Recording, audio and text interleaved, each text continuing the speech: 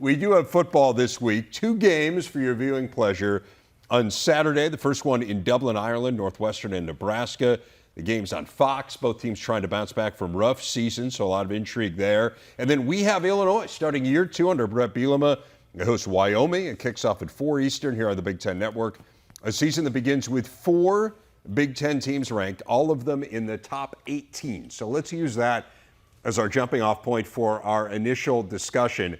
It's interesting, everyone knows by now probably there is no official preseason poll in the Big Ten. There is an unofficial preseason poll that writers from all across the league vote in. Doug Lesmarie is the guy who kind of shepherds that forward. And interesting that this year it was unanimous that Ohio State would win the league. Every single person polled had Ohio State not just winning the East, but winning the Big Ten championship. As you saw, they're the preseason number 2. So let's start there. Do you guys share in that certainty that the Buckeyes will be crowned in the end? Well, preseason polls are notoriously always correct, 100%. Yes, they're always right. I know. Yes, yeah. why even play this season? I think that what was really interesting, and you guys are obviously at Big Ten Media Days too, so I'm sure you felt it, but it was that sense of certainty around Ohio State. You almost forgot that Michigan was the team that won the Big Ten title, beat Ohio State last year because everything swung so far back. I think there's a lot of faith in Jim Knowles coming in and improving that defense. I think there's a ton of confidence that C.J. Stroud and all of his different weapons are going to put up a ton of points and be a huge problem. So I totally understand it, Howard, but I do think people are maybe shortchanging Michigan a little bit, maybe because, they lost those edge rushers. Yeah, we'll get to Michigan, but when you look at this Ohio State team, just from an offensive standpoint, we know the issues that they had defensively, but offensively, when you have a quarterback of CJ's ability and his capabilities, and then you look at the wide receiver group that's coming back and the new add-ons to that group, it's hard not to. This is the team that can run the football, has an outstanding running back. Everybody can do everything on the offensive side. Questions are defensively, right? But they think they can figure it out. They brought in a new defensive coordinator. We'll see how that ultimately plays out. But when you just look at the rosters and you look at the production that's coming back and what you believe some of these players can do, it's hard not to pick them number 1.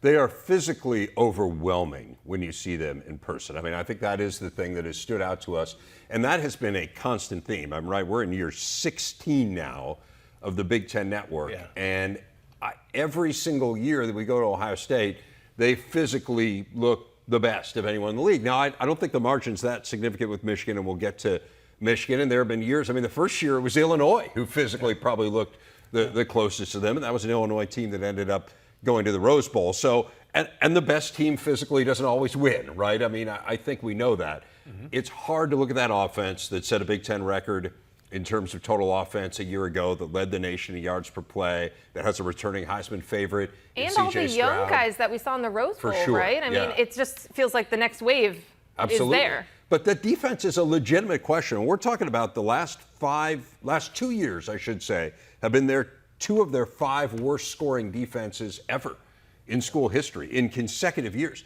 They gave up more than 40 points in back-to-back games their last 2 games for the first time ever. And that had never happened in Ohio State history. It happened in the last 2 games. So let me ask you, Howard. I mean, the question is, can Jim Knowles turn this thing around right away? What did you glean when we were at camp? Well, we saw some big plays that were had by the offense versus that number 1 defense, and they turned some guys loose sometimes, but I think it's going to continue to be a work in progress when you talk about this defense. And you go back to, when our colleague Joshua Perry won a championship, it was really simplified. He allowed the players to go out and make big plays. They knew what they were doing, and it was up to the offense to execute, to be able to beat them. Now you have situations where we want an advantage. A lot of defense coordinators now want to put pressure on offense and really dictate the pace. We'll have to see if that's the way Ohio State's going to go, but we've seen them give up big plays, and that's something that has to be corrected because there's way too much talent to be able to give up the type of plays that they give up or had given up last year. Yeah, I think that was what was so noticeable. I mean, I was on the side of the field at the end of the Oregon game, and you're just watching, to your point, athletes. These are athletic people looking slow because they were just in the wrong spots. They were just gashing them for big plays in all of these spots, and it was just something that we have not seen out of Ohio State defenses. And so I think that's what was really concerning was the way that they were getting beat and just how frequent it was, especially the Oregon game where it was like the same play over and over and over again, and they couldn't adjust it. But obviously the talent's there. It's about scheme. It's about about, execution and nailing some things down. Part of the problem is, as it was last year in the middle of the season, which games are going to be the competition that are really going to stress this, that are really going to show where there is that growth? Obviously, they have the Notre Dame game early. I think that will help us get a good gauge of this, but they're not going to be tested week in and week out where we're really going to see if they've taken that step. And I think the important part there is when you have a quarterback that can dictate, when he can run, he can throw, he can do it all. To me, those are the teams we're going to find out the most about this defense, because physically they're going to line up and beat most teams. But if you have somebody under center who can really control the game, can really stress a defense, that's when I think this Ohio State defense will really find out exactly what they're about. Well, we found out what they were about in the Michigan game last year, and it wasn't particularly good from Ohio State's point of view. And to your point, Nicole, it was Michigan that won the Big Ten last year. They ended the longest drought in school history in terms of conference championships won, and now they come in as the number 8 team in the country. And I think the doubts for most people are on the defensive side. You look at Aiden Hutchinson, David Ojabo, they were 1 and 2 in the Big Ten in sacks last year. They were dominating. And when you talk to any coach who was preparing for them, they said to you, man, your game plan from the very beginning is how are we going to deal with these guys? How are we going to corral these guys? And then on top of that, they've got a ton of talent coming back on offense, starting with the quarterback, Cade McNamara. Ronnie Bell comes back from injury. They're really good at running back. That offensive line was phenomenal. It was great last year. They won the Joe Moore Award. And I think they're going to be better this year from what we saw. So how legitimate is Michigan as a contender to win this thing? I mean, they should be. Again, it's not really how it feels. It's not really how people are talking about Michigan, but they should. And again, I think what you just laid out offensively of all the talent that they're bringing back absolutely is part of this. And they were one of the few teams in the country last year that had depth at the quarterback position. I mean, the way that they used J.J. McCarthy off the bench, not many people had a 5-star quarterback waiting in the wings who didn't transfer when they didn't win the starting job, didn't leave. And so that gave them a luxury. They were building him in different packages. I think fans are still wondering, does he have a higher ceiling? What is this going to look like? Jim Harbaugh hasn't committed to saying, Cade's going to be our quarterback no matter what. He said, this is a quarterback competition that could go into the season, but there's so many weapons on that side of the ball. I think you're absolutely right. They could win the Joe Moore Award again on the offensive line. But the question is those game wreckers. Do they need game wreckers? I mean, this is those types of players that you were just mentioning. Ohio State's always had them. They've been the Bosas, they've been the Chase Youngs, and it really helps you win. Can Michigan win if they don't have one of those guys? And that's what the interesting part is when you watch this team. And they'd probably, from a team standpoint, tell you they're probably in a better position than they were last year. And you're saying, well, how could that possibly be? If Ojabo doesn't get hurt, he's a first-round draft pick as well. So you talk about having those guys coming off the edges that you talked about. But now it's an opportunity for more players to get involved in the defense. And that was the message I took away from talking to some of those guys. They're excited about the opportunities. It's just not one guy that can make plays or two guys. They're not going to be able to set an offense to really slow down those two. They could be coming from anywhere, and they just have so much depth. I walked out of that camp saying, wow, this team is so much further along than I perceived them to be before walking onto that field. And it was really impressive to see. You talk about the offensive side, and you mentioned the offensive line. This is an offensive line that could be better than they were last year. Yeah. Blake Corum has put on 10 to 12 pounds, and he looks like he is ready to get it done. And you talked about they've just played so many players. And Alabama does this, Ohio State does this, where they're able to get so many young players, so many reps, that when it's time for them to step up, they're ready for the challenge and their teammates believe that they can do it. And I realize on offense there isn't a Jackson Smith and Jigba there. I get that.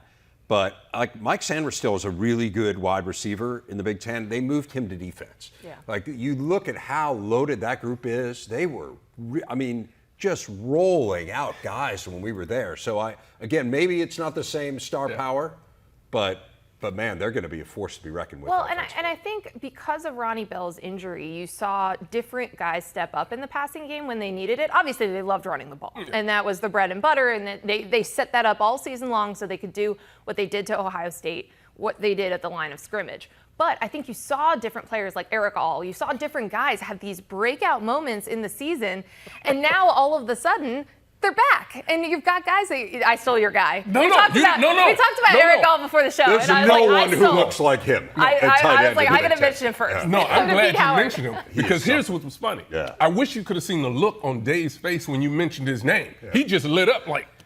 We all did. We were all like. He had some catches in that practice that you just don't see regular guys make, and without a doubt, in my mind, he's the best tight end in this conference right now, and I think he's going to have in the league, really good ones. A lot. Laporta is really good, right? I mean, there's and he has outstanding tight so ends. much room for growth, right?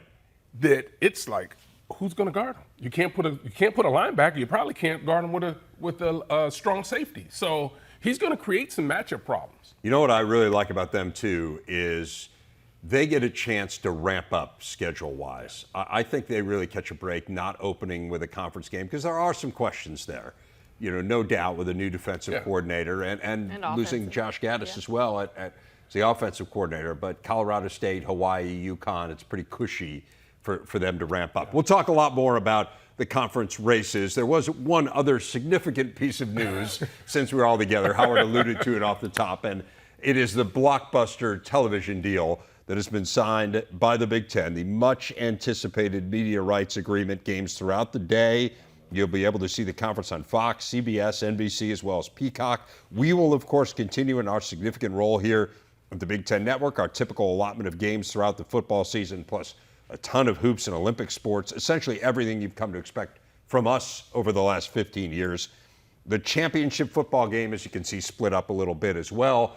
Nicole, big picture, what is the impact of all of this? Well, I think big picture, a lot of people are looking at this deal and thinking it's very interesting. Everyone, kind of likes to make sweeping judgments or comments based on behavior. Yeah. And I think, this shows that Big Ten football is basically as sure of a thing as you have if you're going to bid on something because you've got so many different partners involved.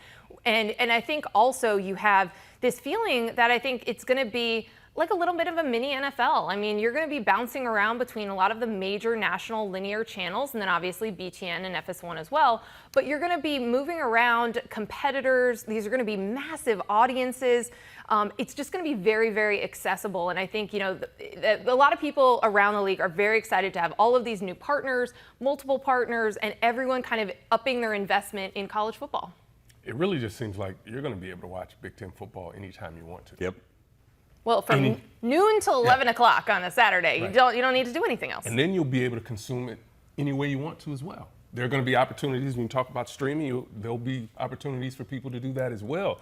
So it continues to build this brand, which is significant, which again helps the student athletes across all sports. I think ultimately football runs everything, but it still allows universities in this conference to really be able to do a great job of covering all of our sports. And I think from our point of view, what we're most excited about is, you add USC and UCLA. So, and during conference play, you've added one more conference game. So the depth of quality games increases.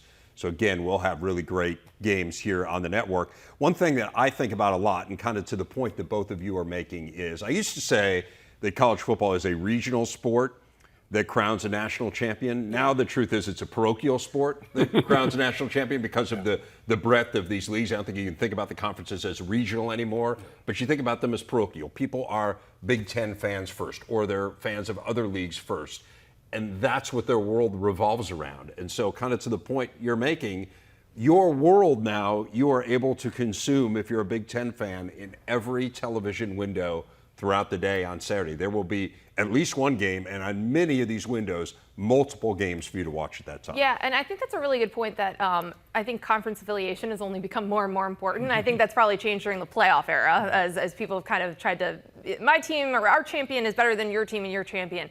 But what this does, and the balance and all of the different partners, it allows the Big Ten to chart its own course. And this is something that I think is really important about the way that the deal is set up, the way that it's going to be coast to coast, and all of these opportunities for the athletes. But the Big Ten is doing something that's different, that hasn't been done in college sports before, setting it up this way. And I think everyone is watching to see, is this going to be a new trend in the way that major media rights go? Because this is something, the Big Ten has been at the forefront of change in this industry before. And so I think that's another thing that people are going to be watching.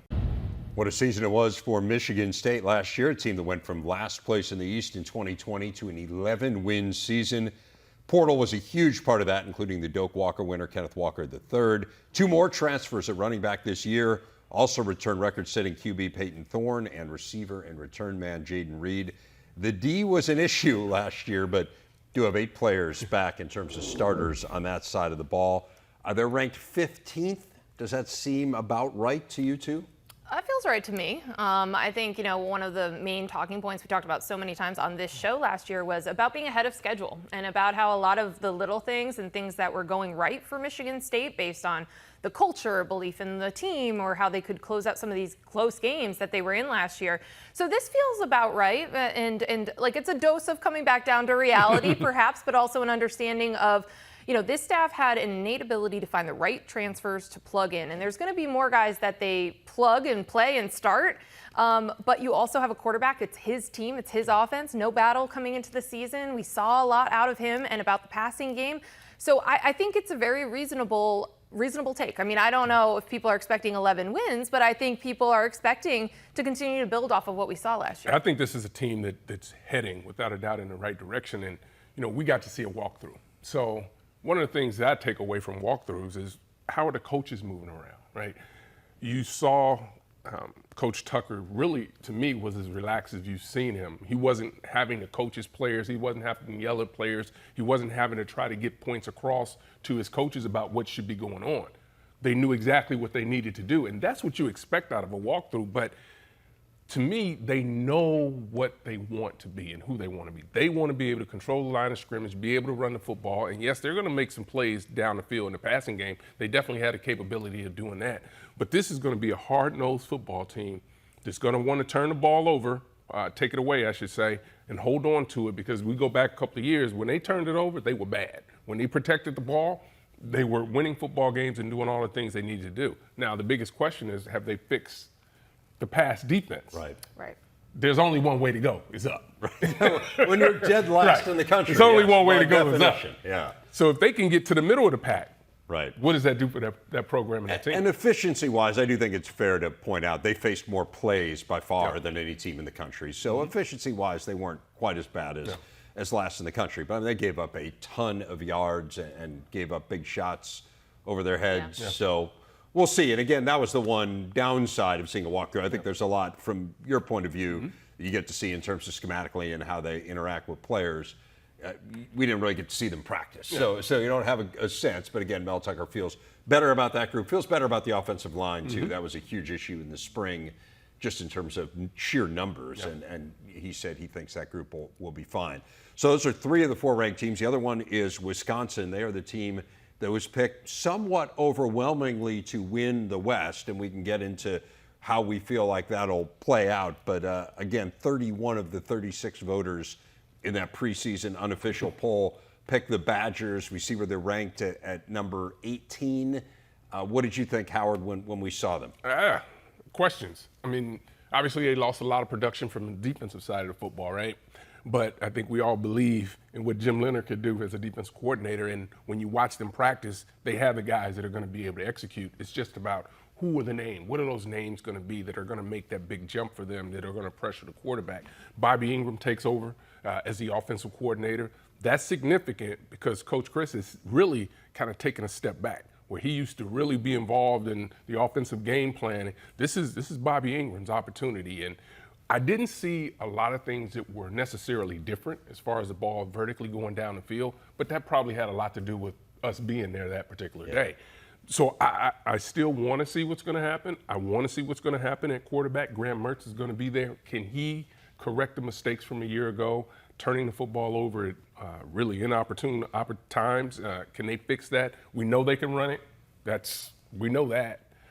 But the question is, can they throw it when they need to and be efficient? Yeah, and maybe not even when you need it. I mean, obviously you don't want to make mistakes, but also just to open more things up in the run game. I mean, I think that is an area that would make a big difference. I mean, Braylon Allen can do a lot, and we've seen that. We've seen this offensive line. We've seen it with quarterbacks that have limitations or maybe don't air it out as much. But when you stretch the field vertically, it only helps the run game. So I keep waiting for that piece of the Wisconsin offense with Graham Mertz to click.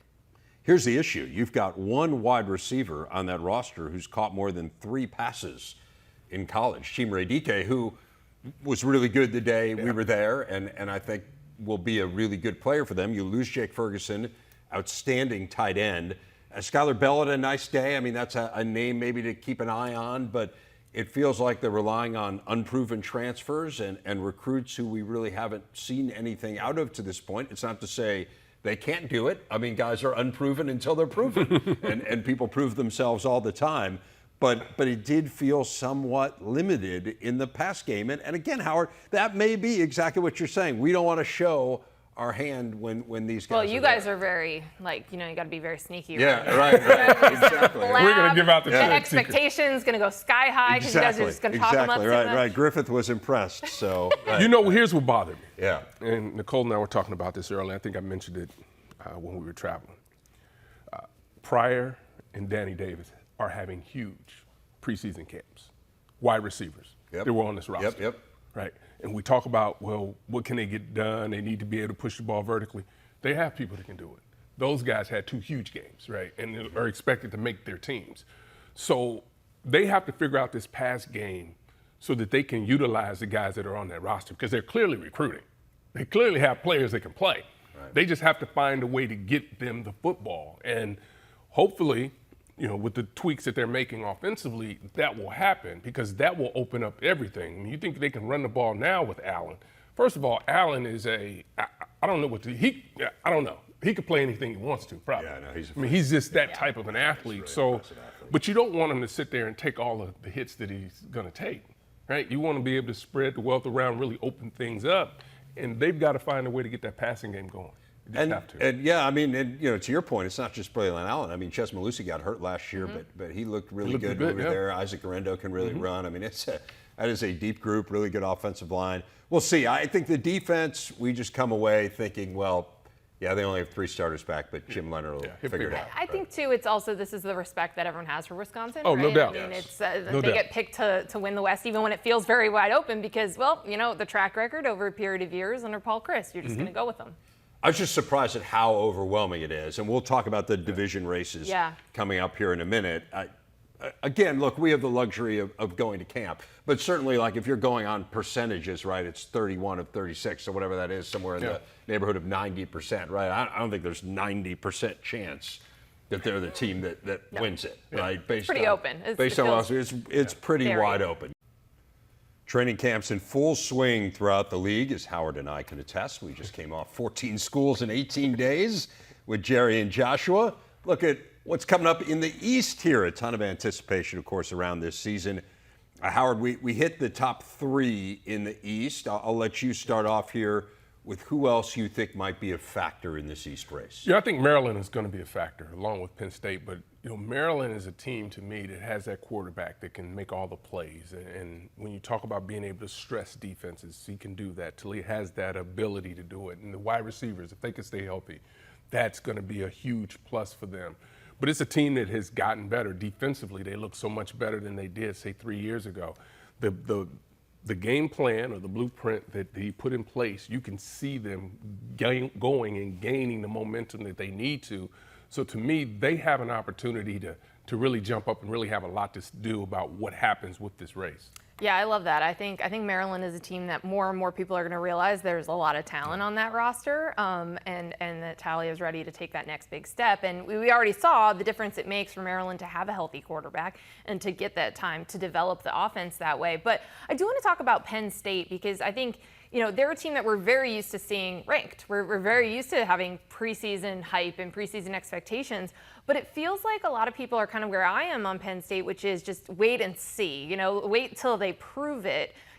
I've wanted to see a run game for years. I wanted to see improvements on the offensive line. I mean, Sean Clifford is a good Big Ten quarterback, but how much can he do if we still have question marks on that O-line? So I think for me that they're probably going to factor in for sure into the Big Ten race, but I think there must be other people like myself waiting to see exactly what we see on the field before they say, okay, they're gonna be in it. I mean, some of the numbers on their run game really are staggering. We talked about a bunch last year. Their longest touchdown run of the year was 7 yards, which is crazy. Like longest touchdown run of the season. They've gone 16 straight games now without a 100-yard rusher, which is their longest streak in something like 60 years. So it is now, I mean, the talent is there, right? Like Nick Singleton, you can see why he was the Gatorade National Player of the Year. And I'm not sure he's their best freshman back. I mean, Katron Allen was fabulous when we were there too. Like they have talent at running back. The issue has been offensive line, and just for whatever reason, it just hasn't all come together in the run game. And it's really a head scratcher to figure out why it hasn't, right? Because they do such a great job of recruiting. So why has it not translated in the offensive line and made that happen? And it's not that they haven't had highly rated offensive line players come through there, but for whatever reason, it's just not getting put together on the field. And I think that's part of the hey, let's wait a minute, let's wait and see type of approach, because they get in some games, unless they're just blowing people out and making big plays in the passing game, which they have the capability of doing. They can never really dictate the game because they struggle running the football. And it's not a last year issue. It's been a constant issue, so much so that one of the points of emphasis going through spring was we've got to get better up front. And I know it's been that way in the past, but this was the stated goal, right? We've got to get better right now. And obviously they need to do that this summer as well, but we have to still wait and see. We just don't know. That puts a lot of pressure on the pass game and on Sean Clifford, and we saw him come under some criticism last year. I mean, he got hurt, first of all, which is a huge part of it. But also, I mean, when everyone knows you're going to throw the ball, it's harder to throw the ball. But there's talent there. I mean, Mitchell Tinsley, the transfer from Western Kentucky, holy cow. Like, he's going to be something. They've got really talented tight ends. And then you have Parker Washington. So it feels like if they can, kind of the point you were making earlier about, the run can lead to the pass. If they can figure out a way to loosen up defenses a little bit, that this, maybe it's the pass leading to the run in this case. Yeah, and Howard's point is true. I mean, think about how many teams we've seen win in the Big Ten in this modern era without really being able to eat off the chunks of the clock and really control the game at the line of scrimmage. Like, it's really hard, even if you have a great passing game and can have these big explosive plays.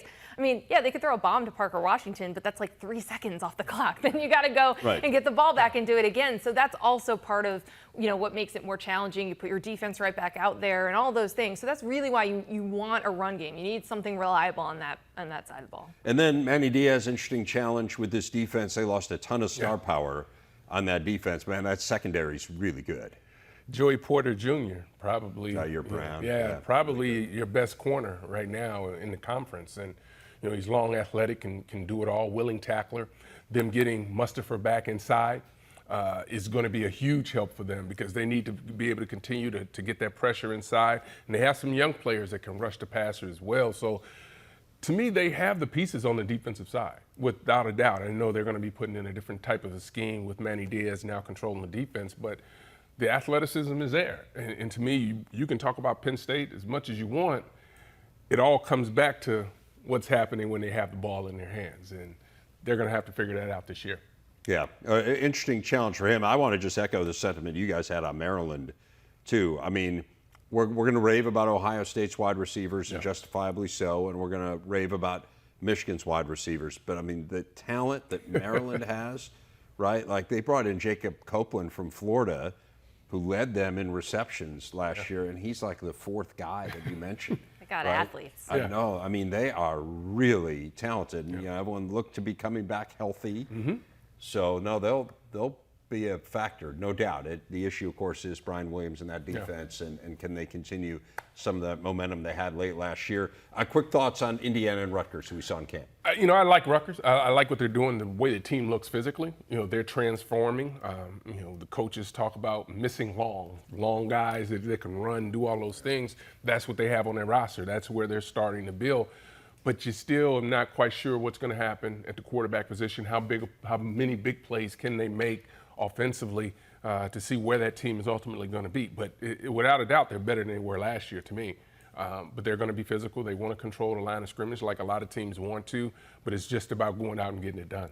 Yeah, and then I think Indiana just has a lot of pressure. I mean, Tom Allen, they had this really great 2020 season, and they take a dip. And they've had so many injuries. They've been hit hard. He's lost a lot of coaches from that team and that success that they had. So I think there's just a lot of pressure to show that wasn't a blip. Right. that last season was a blip, not 2020 and the success that they had. Right, and Coach Allen does it.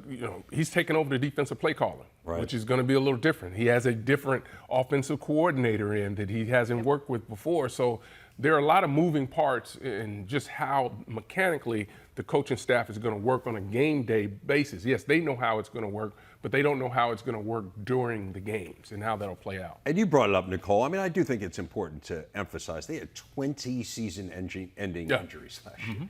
Right? Like, I understand everyone gets hurt. It's football. It's a contact sport.